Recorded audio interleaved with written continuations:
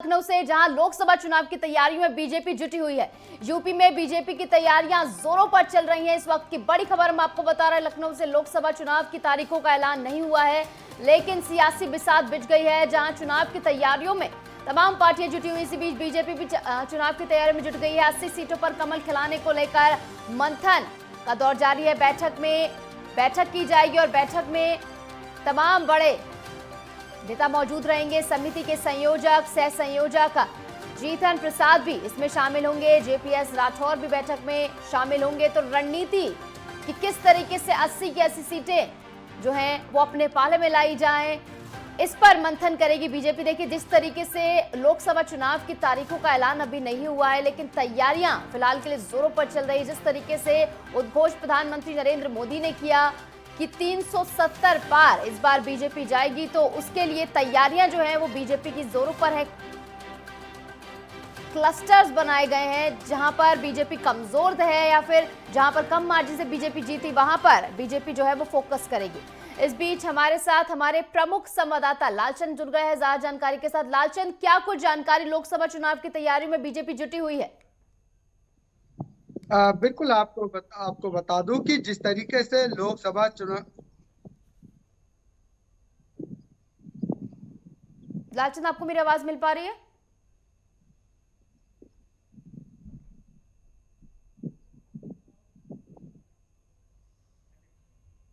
Technical issue की वजह से अभी आवाज नहीं पहुंच पा रही है, लेकिन आपको बता दें कि यूपी में बीजेपी की तैयारियां जो है वो जोरों पर है। चुनाव प्रबंधन समिति की आज अहम बैठक होनी है। 80 सीटों पर किस तरीके से कमल खिलाने की रणनीति रहेगी, इस पर मंथन करेगी बीजेपी। आपको बता दें, बैठक में मौजूद रहेंगे समिति के संयोजक, सह संयोजक जीतन प्रसाद भी इसमें मौजूद रहेंगे। जेपीएस राठौर भी इस बैठक में शामिल होंगे।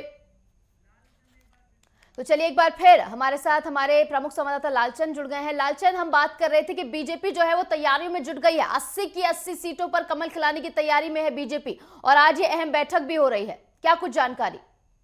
बिल्कुल निशु, जिस तरीके से मंत्रिमंडल का विस्तार उत्तर प्रदेश में हो चुका है और अब पूरी तरीके से लोकसभा चुनाव की तैयारी में बीजेपी जुट गई है। यही वजह है कि आज बीजेपी की एक बड़ी बैठक है, चुनाव प्रबंधन समिति की बैठक है, और बैठक में 80 की 80 सीटें जीतने को लेकर रणनीति तैयार की जाएगी। किस तरीके से रोड शो करना है, किस तरीके से जनसभाएं करनी है, किस तरीके से जनता के बीच में अब जाना है, केंद्र सरकार की योजनाओं को लेकर, राज्य सरकार की योजनाओं को लेकर, क्योंकि इस बार बीजेपी ने 80 की 80 सीटें उत्तर प्रदेश में जीतने का लक्ष्य रखा है। देश के प्रधानमंत्री नरेंद्र मोदी ने कहा कि पूरे देश में जो है 370 के आसपास पूरे सीटें जीतना है। तो जाहिर सी बात है कि जो लक्ष्य रखा गया है उस लक्ष्य को पूरा करने के लिए बीजेपी रणनीति बनाती हुई दिखाई दे रही है। किस तरीके से उत्तर प्रदेश के मुख्यमंत्री योगी आदित्यनाथ जनसभाएं करेंगे, रैलियां करेंगे, कहां पर जनसभाएं होंगी, रैलियां होंगी, इसको लेकर पूरा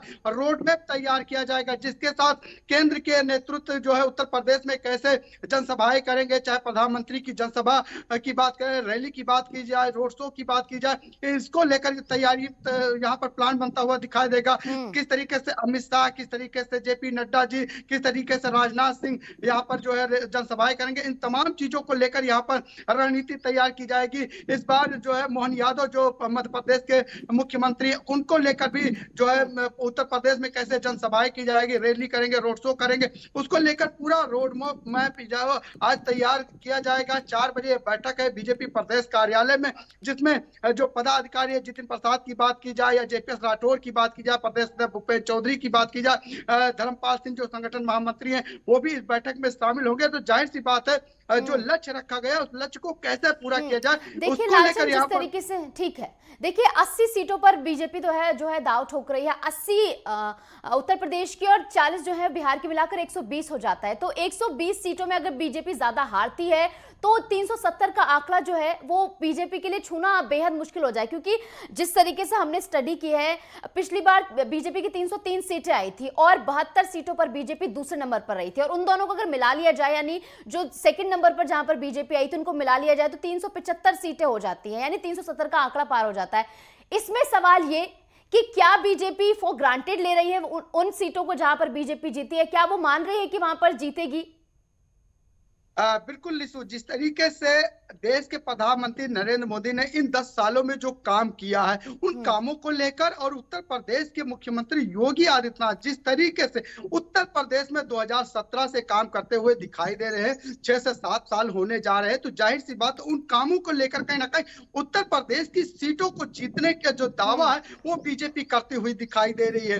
जिस तरीके से चाहे उत्तर प्रदेश की 80 सीटों की बात की जाए, चाहे बिहार की सीटों की बात की जाए, उसको लेकर कहीं ना कहीं जो आंकड़ा बीजेपी ने लगाया है, जो प्लान तैयार किया है, उसको लेकर बीजेपी 370 के ऊपर की बात करती हुई दिखाई दे रही है। यही वजह है कि जो 80 की 80 सीटें, क्योंकि उत्तर प्रदेश बड़ा प्रदेश है, 80 लोकसभा सीटों वाला प्रदेश है और सबकी निगाहें उत्तर प्रदेश पर रहती है। और ऐसे में जो है उत्तर प्रदेश से ही प्रधानमंत्री का जो है पद मिलता है, तो जाहिर सी बात है वाराणसी से प्रधानमंत्री जिस तरीके से चुनाव लड़ने जा रहे हैं, तमाम ऐसे जो है जिले हैं उत्तर प्रदेश के जहां पर बीजेपी ने नामों की घोषणा कर दी है। अगर लखनऊ की बात करें, राजनाथ सिंह की सीट पूरी तरीके से सुरक्षित है, लगातार बीजेपी इस सीट से जीतती आई है। मोहनलालगंज की लखनऊ की बात करें तो जिस तरीके से सांसद कौशल किशोर जो केंद्रीय राज्य मंत्री वो भी अपनी सीट जीतते आए, तो जाहिर सी बात है तमाम ऐसे उम्मीदवारों को अभी उतारा गया है, जिन नामों के नाम उतारे गए वो लगातार जीतते आए हुए हैं। और अब ये माना जा रहा है कि जो दूसरी लिस्ट आएगी वो भी इसी तरीके से सभी वर्गों को साधने की कोशिश की जाएगी, क्योंकि आप देखिए उत्तर प्रदेश के आंकड़ों की बात करें, जैसे ओम प्रकाश राजभर ओबीसी वर्ग से आते हैं, जिस तरीके से कल मंत्री जो है बन भी गए हैं, इसके साथ दारा सिंह चौहान ओबीसी वर्ग से आते हैं, इसके साथ ही जो डिप्टी सीएम केशव प्रसाद मौर्य है वो भी ओबीसी वर्ग से आते हैं। और जो ओबीसी का वोट बैंक है, एक बड़ा उत्तर प्रदेश में मजबूत वोट बैंक है। यानी तो बीजेपी तमाम समीकरणों को साधते हुए जो है वो टारगेट रख रही है। बहुत बहुत शुक्रिया तमाम जानकारी हमारे साथ साझा करने के लिए। आप